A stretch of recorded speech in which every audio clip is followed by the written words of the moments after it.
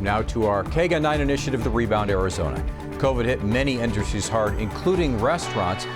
But Congress did pass the American Rescue Plan last week. It allocates billions of dollars to help restaurants. 9 News Side's Craig Smith has more on what help is coming and how restaurants can get it. For Doug Levy, it's hard to believe it's been a year since COVID led him to shut down the dining room at Feast. This is going to make me emotional. We have been so fortunate to have the community step forward and help us keep our doors open. He says without patrons in the dining room, public donations helped him keep the restaurant active, feeding frontline workers, first responders, and the homeless.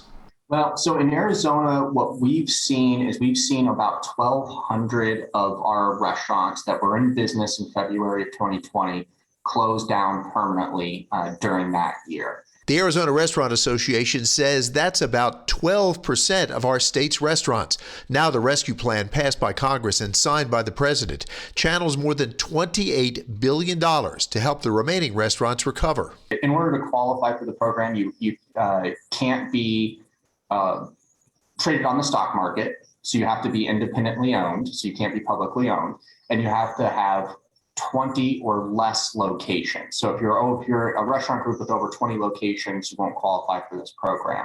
Dan Bogert of the Arizona Restaurant Association says the money can come as a grant, but to get it, a restaurant needs to calculate how much its income dropped in 2020 compared to 2019 before the pandemic. So the first thing is to go back and figure out what those numbers are.